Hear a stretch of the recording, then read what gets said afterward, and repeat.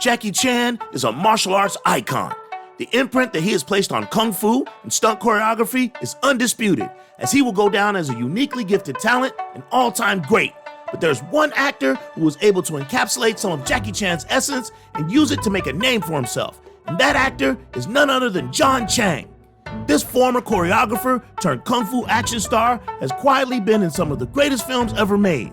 Movies such as 36 Chamber of Shaolin, Shaolin Deadly Mantis, Eagles Killer, Bloodsport, and Dragon, a Bruce Lee story. And we here at Lone Wolf and Cub wish to celebrate this capable incarnation of Jackie Chan with the review of one of his better-known films. We hope you like it. Let's go! Snake in the Monkey Shadow is a 1979 Gold Dig film production starring the aforementioned John Chang, who stars as Lung, a young man who works as a delivery boy for a fishmonger, who in between deliveries likes to stop by the local kung fu school and watch the students practice martial arts. One day, Lung overstays his visit to the school when he should be making a delivery to the Yans, a wealthy family who are used to getting their way and were waiting on the fish for a party they were having. A tardy Lung delivers the fish but draws the ire of the Yan's two eldest sons. The sons beat and humiliate Lung, which sets the tone and motivations for things to come. After his disgraceful humbling, Lung is now determined more than ever to learn how to defend himself and seeks the tutelage of Hao Chu Sing's Teacher Ho, the drunken fist master of the school Lung would often visit. Initially, Teacher Ho is unwilling to take on Lung as his student. They even have a drinking battle to decide the matter, which Lung loses.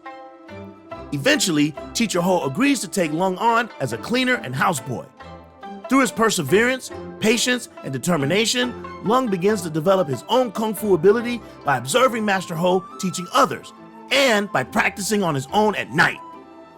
When some jealous students make trouble for Lung while they are practicing, the young housekeeper gives them a lesson they won't forget, and it is not long before Teacher Ho takes notice and agrees to take Lung on as his student. Lung has a natural affinity towards kung fu, particularly the drunken style, and quickly becomes Teacher Ho's #1 student. Snake in the Monkey Shadow is an interesting movie in that it gives us a wonderful example of dual storytelling. The secondary story of a rivalry between a snake fist practitioner and a monkey style expert is wonderfully woven throughout the tapestry of the main story. In fact, the movie opens with a fantastic fight scene between the two. A fight that Ku Tin Sang, played by Pam Sam Shi, inevitably wins. The intersection of the two stories is handled nicely by introducing Lung and Ku Tin Sang to each other through, metaphorically enough, a snake, which proves to be the antagonist for both of them. When Ku Tin Sang dispatches a cobra that is preparing to bite Lung, they quickly become friends early in the film. Later, when they reconnect, Lung, who has become proficient in drunken boxing, wishes to demonstrate his prowess by picking a fight with the two Yan sons that happen to be passing by. With his newfound skills, Lung disgraces the two brothers 100-fold, but they have yet to learn their lesson, because later they arrive at Teacher Ho's school looking for Lung with their father in tow. The three Yans insult Teacher Ho and then proceed to get their asses kicked one at a time. The three now go home bandaged and bruised, but determined to get their revenge, so they hire a killer to get Teacher Ho. This killer just so happens to be the snake fist boxer that lost to Ku Tin Sang, but now he has a partner with him who is equally proficient in the snake fist style and played none other by Wilson Tong. The two assassins arrive at the school and challenge Teacher Ho while Lung is away. Teacher Ho puts up a great fight, but is killed shortly after Lung returns and attempts to give an assist. The two spare Lung's life, and he makes his way to Ku Tin Sang's, who helps him recover. While Ku is out for firewood, he is confronted by his rival and newfound friend, and the three engage in a battle, but this time, the outcome is a little different. The twin snakes kill Ku Tin Sang, and yes, Lung gets in the mix again. And again, they spare his life. But this time, Lung urges them to kill him or he'll get his revenge.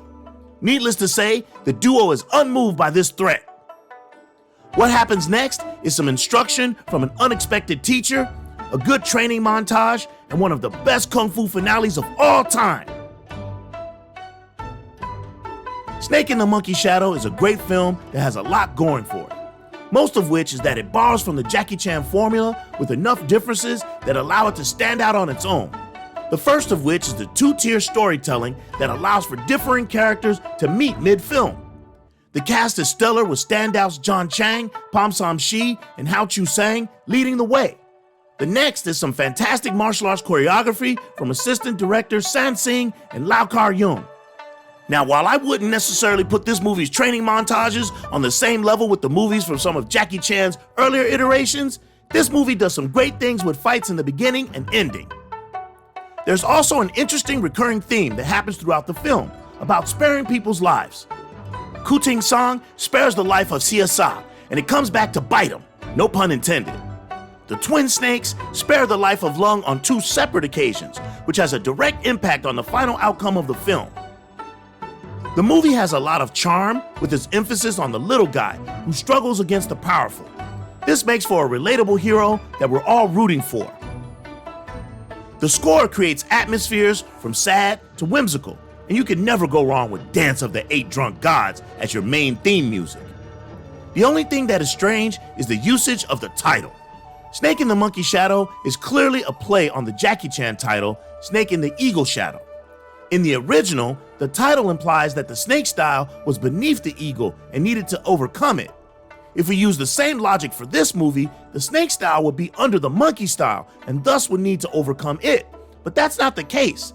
In this movie, the snake style is the antagonist / villain, and the monkey style is more of a saving grace, i.e. the cat's claw and eagle shadow. So, this can be quite confusing. Clearly, the producers wished this title to be a callback to one of Jackie Chan's most successful films, but that was completely unnecessary. Overall, I find Snake in the Monkey Shadow to be a really good film that has a lot of great merits and definitely is one of John Chang's early best.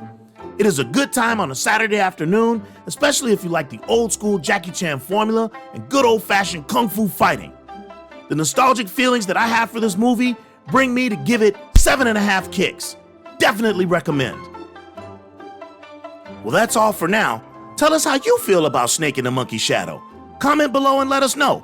And please don't forget to hit that like, subscribe, and notification bell for more great content. On behalf of myself and the rest of the crew, this is OG Ant signing off. Peace and what's up?